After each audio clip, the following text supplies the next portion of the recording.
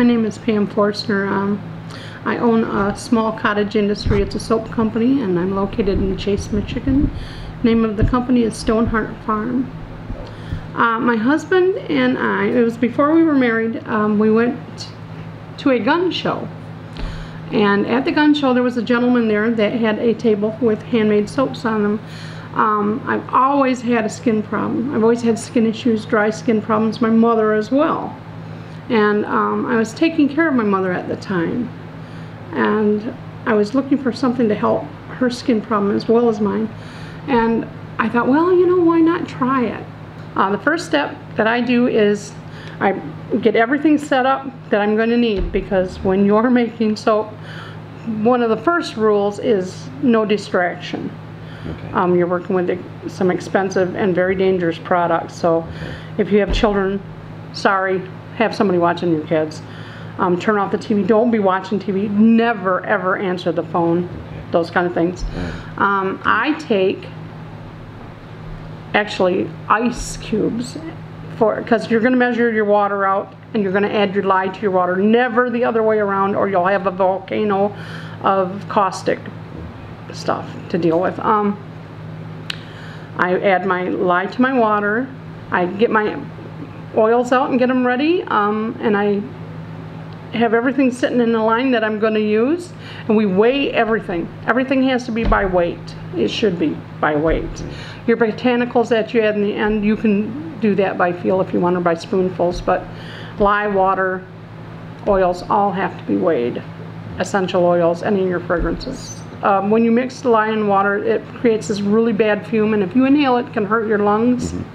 If I have found, just through experience, that if you take, if I need 16 ounces of water, I'll add 8 ounces ice cube, 8 ounces of water, and I'll mix that up, and it'll come down to temperature really quick.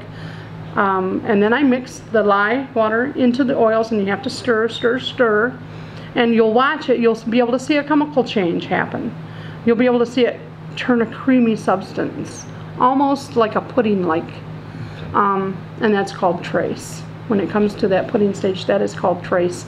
There's light, medium, and heavy trace. You want it, of course, heavy trace is very, very thick. Then we put in the fragrance. We're gonna pour out 2 small things today, small paper cups with the colors that I want in them for the swirl.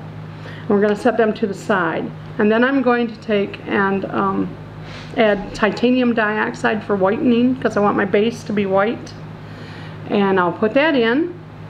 And then I think with this one, it's a good mover, so I will probably put the fragrance oil in at that point. Some people wait until after trace to put the fragrance oil in, you know. Some people put it in before. I don't know yet today what we're going to do. Then I will pour it. I will probably, and I'm going to do an in the pot swirl, which means that I'll have my base, and I'll pour in the color, and then I'll let nature take its course when I pour into the mold, and it'll swirl itself. Okay. And then some people do not oven process, then they insulate their mold. They'll have blankets or towels, and they'll put their mold down, cover it, and they'll wrap it in blankets, and they'll leave it for 24 hours. We do the oven method, so I'll put the oven on 170 and let it be in there for an hour, and then turn it off and leave it for 8. Okay. And then we can take it out the next day and slice it. Okay. It's a passion for me. It's not really a job. It's my passion. Even if I quit selling, I'll probably never quit making until I'm too old to maneuver.